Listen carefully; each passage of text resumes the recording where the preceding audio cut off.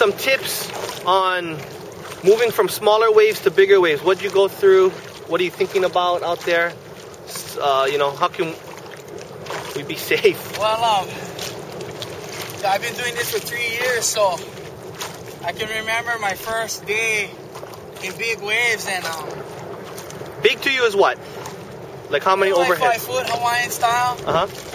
And not really knowing what I was doing, like how many, because you paddle on one side, the board wants to go the other way, and I didn't really have my paddling together. And luckily, the spots I was surfing was uncrowded, so just me by myself experimenting. So if you're a beginner and it's your first time in big waves, you don't want to be out where there's a lot of people. You want to go off to some place, an outer reef, where you're by yourself or with another friend. Definitely have flotation, because these boards are big. The paddle is another obstacle you got to deal with. If you get hit by the paddle, the board knocks you unconscious, and you can't find your body. So it's good to have flotation in big waves. And then, like I said, just look at the lineup, who's catching waves, and then you fit in between, the top guys. So what about for like beginners, when you're first starting out, or for beginners that aren't really, they're just getting into it? What kind of tips you got for them? Yeah, stay away from the crowds. Go explore by yourself or with a friend for safety, and start slow. I mean, there's no need to rush. Start flat water. Get comfortable with balancing, maneuvering your board. Because in crowds, people, they get cautious when they see a big board around them. And so yeah, you don't want to be a threat to anybody. You don't want to have any animosity in the lineup or bad feelings. So you make sure you be able to handle your equipment well before you go out with other crowds. And how about when you're doing downwinders? Because you've been doing a lot of racing, right? Yeah. So what kind of tips can you give people for downwinders? Catching bumps, things like that, reading the ocean. Yeah, just more time in the water. Catching bumps is an art that you develop over time, much like surfing, and it doesn't happen overnight. It's something that you do periodically. To get really good, you got to be doing it 3-4 times a day. 3-4 times a week. And if you want to really be good, you go 3-4 times a day. Yeah, the really good guys, I've heard instances in the one-man canoe where, Corral, he'll do 3 Hawaii Kai runs in one day. He'll go do a run, get picked up, drive back up, jump off, do it again 3 times in one day, put in 30 miles a day.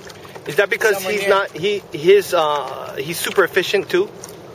Or he's just in good shape, or what? He's in incredible shape. You never want to be in the ocean and be out of shape, because the ocean always has surprises. So when there's no surf in the summertime, we're paddling from island to island. We're doing 20-mile runs because we're preparing for days like this, for the big surf. That's what we're trying to do when you see us on our big channel crossers.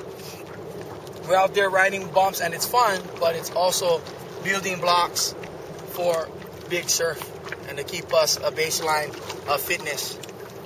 So just take your time and spend a lot of time in the water. That's the only way you're going to get to know her. It's like any other relationship, a love-hate relationship with this ocean. And you got to know her moods and know, every side of her. And then still, when you learn every side of her, she'll show you another side and surprise you. So you cannot take any of this stuff for granted, and you just got to be, have your homework done and go out there, have fun. That's the main thing. That's why we do it. Okay. So how did you end up hooking up with Starboard? Starboard got a hold of me through Stand Up Journal magazine, actually. Steve Sugaru, the editor at Stand Up Journal. I sent Stand Up Journal some photos, and Steve was amazed at what he saw, and so he asked me, who's your sponsor? And I said, I didn't have any sponsors. So he said, okay, that's going to be my mission, is to get you sponsored, or help guys like you hook up with the right people. And 2 days later, he said, I got a potential sponsor for you. And I was like, yeah, okay, whatever. And then a day after that, he sent Starboard an email and sent me an email. It was basically Starboard meet Ekolu, Ekolu meet Starboard.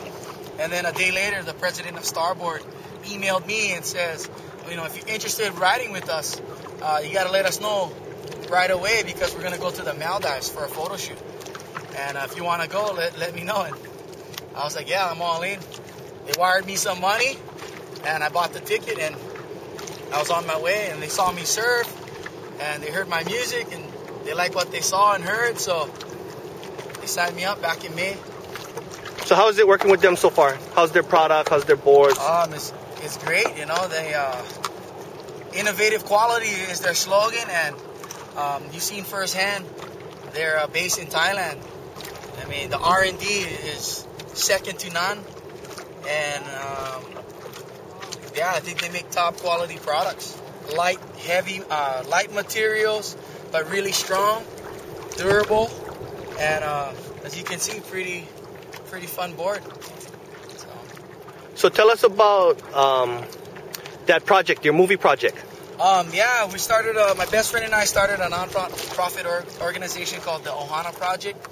And basically, our mission statement is to inspire and assist individuals, groups, or corporations in giving. And we're going to do that through mainstream media. We're going to film this movie called A Stand-Up World. And Tuesday we fly out to Honduras. We're going to dig a freshwater well on the island of Roatan for the village there. It's going to supply water for the entire village. And we're going to teach people to stand up paddle. But after the water project in Honduras, we're going to go to El Salvador. I'm going to be playing a benefit concert for this organization called Libras de Amor. They work with malnourishment in Central America. And I did that concert 2 years ago, and I was able to raise $1,500. In just an hour and a half of my time playing music, we raised $1,500, and that money fed 24 people for 1 year. So, you know, I want to go back and give and do bigger and better, and if we can feed more people this year, then, you know, our mission is successful. Right on. So we'll post up some more info on that on StandUpPaddleSurf.net.